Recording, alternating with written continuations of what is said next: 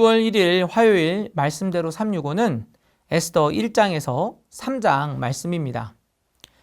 오늘부터 보게 되는 에스더서에는 하나님에 대한 직접적인 언급은 잘 나와 있지 않습니다. 그러나 하나님께서는 바사 제국의 포로로 잡혀 있었던 유다 백성들을 위해서 여전히 일하고 계셨습니다.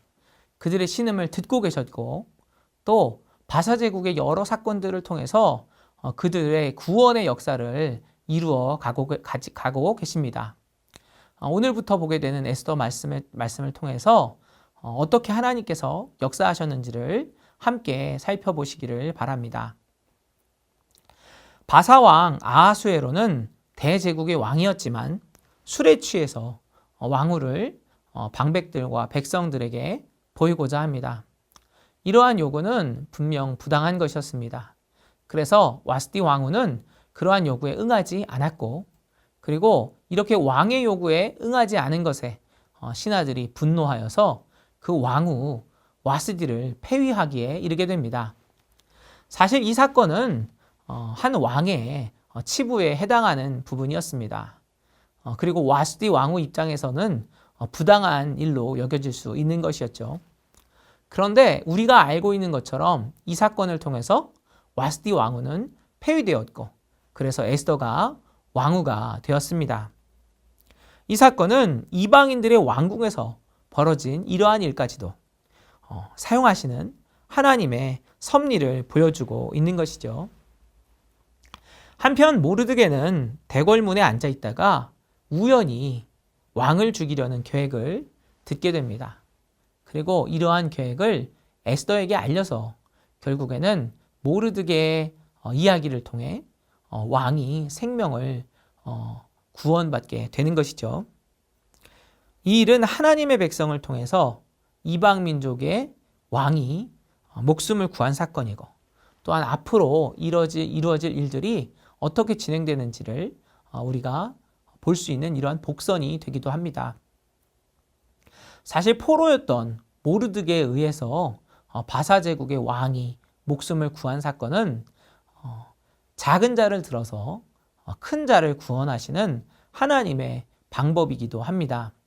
하나님께서 모르드게를 통해서 포로였던 모르드게를 통해서 그 제국의 왕이었던 왕의 목숨을 구하게 하심으로 결국에는 그 모든 것들 뒤에서 역사하시는 하나님의 계심을 보여주고 있는 것이지요.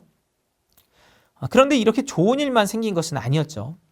아각 사람 하만이 당시 이 바사 제국의 신하로 있었는데 이 사람이 권세를 얻어서 대신이 됩니다. 그리고 그가 뇌물을 아하수에로 왕에게 주면서 자신에게 인사하지 않았다는 이유로 모르드게와 모든 유다 족속을 멸할 날을 정하고 또 그 모든 계획을 실행하는 그런 칙령을 내리게 되는 것이죠. 이 아각 사람 하만은요, 사실 이 아각이라는 이름은 사무엘과 사울 시대, 그 시대 가운데 이스라엘과 대적했던 왕의 이름입니다. 그래서 이 아각 사람 하만은 계속해서 유다 족속과 대치했던 그런 민족을 보여주고 있는 것이죠. 이렇게 하나님께 역사하시는 사건 가운데서도 어려움은 일어날 수가 있는 것입니다. 그러나 우리가 알고 있는 것처럼 이미 하나님께서는 왕으로 에스더를 세워놓으셨습니다.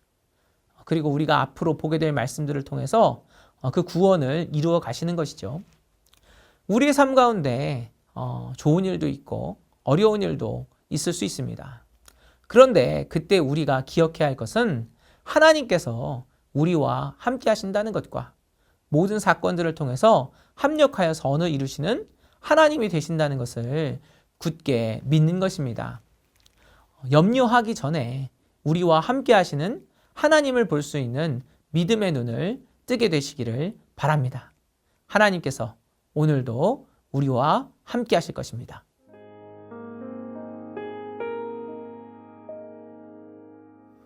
여러분, 하나님께서 주신 새로운 달 6월이 시작되는 첫날입니다. 6월은 호국 보훈의 달이라고도 하는데 우리 대한민국과 민족을 위하여 깨어서 기도하기를 원합니다. 오늘 함께 읽으실 말씀은 에스더 3장 15절입니다. 역졸이 왕의 명령을 받들어 급히 나가매 그 조서가 도성 수산에도 반포되니 왕은 하만과 함께 앉아 마시되 수산성은 어지럽더라. 아멘.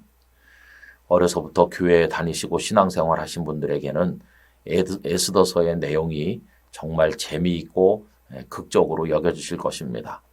에스더서의 내용은 영화로 만들기에도 충분할 만큼 여러 가지 요소를 다 갖추고 있다고 할 수 있겠습니다. 여러분, 이때 배경은 아하수에로 왕이 다스리던 페르시아 제국이죠. 이 아하수에로 왕 때 페르시아 제국은 대단했는데 동쪽으로는 그리스와 이집트로부터 서쪽으로는 인도의 북부에 이르기까지 방대하였습니다. 아하수에로는 127지방을 다스리는 왕이었는데 1장 1절에 보면 인도로부터 구스까지 127지방을 다스리는 왕이라고 표현되어 있습니다. 이 거대 제국의 수도는 수산이었고 왕은 수산궁에 머물렀습니다. 그런데 아하수에로는 절제되지 못한 권력자라는 느낌을 떨쳐버릴 수가 없습니다. 1장에 보는 것처럼 그는 방백들, 귀족들을 다 초대해서 무려 180일 동안이나 잔치를 계속했습니다. 먹고 마시고 흥청대는 겁니다. 그리고 나서는 수산성에 거하는 모든 일반 백성들 귀천을 막론하고 그 모든 이들을 위해서 7일 동안 잔치를 또 열어서 먹고 마신 것입니다. 그러니 어떻게 절제된 왕이라고 할 수가 있겠습니까? 그러다 보니까 나라가 기강이 많이 문란해져 있었다 하는 생각이 듭니다. 왕후의 아름다움을 자랑하기 위해서 불러냈는데 왕후 와스디는 왕의 명령을 거절했죠. 이래서 왕권이 땅에 떨어졌다고 생각해서 와스디를 왕후의 자리에서 폐했는데 그 과정에서 왕후의 의견이나 인격 따위는 조금도 존중되지 않은 것을 볼 수가 있겠습니다.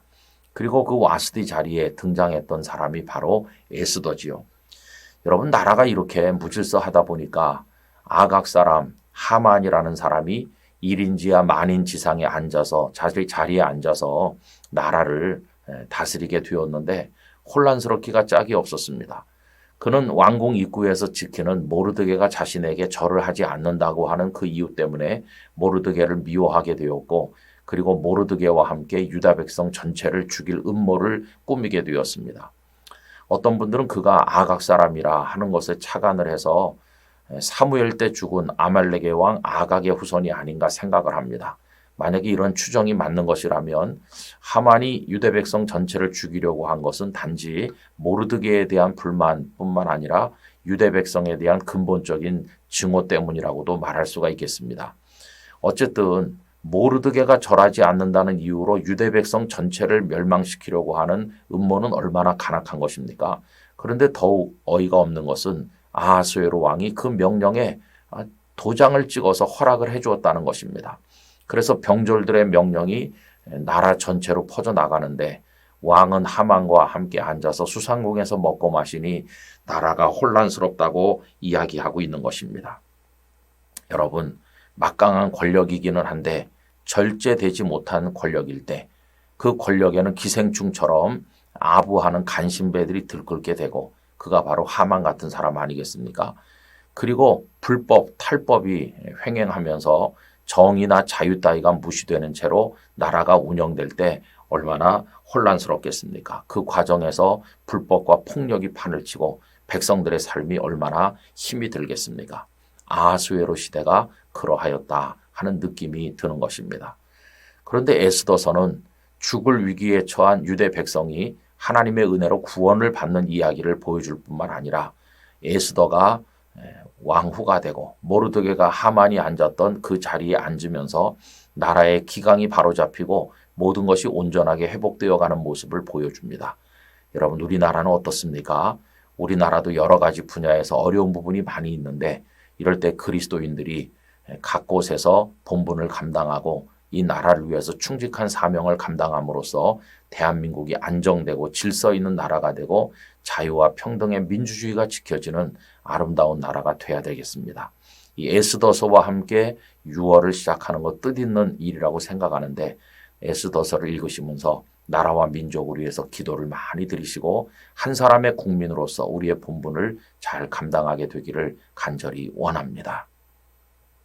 아버지 하나님, 혼란스러웠던 에스더 당시처럼 오늘의 세상도 무분별한 권력과 아부하는 이들과 불법 탈법 등으로 인해서 혼란스럽기가 이를 데가 없습니다.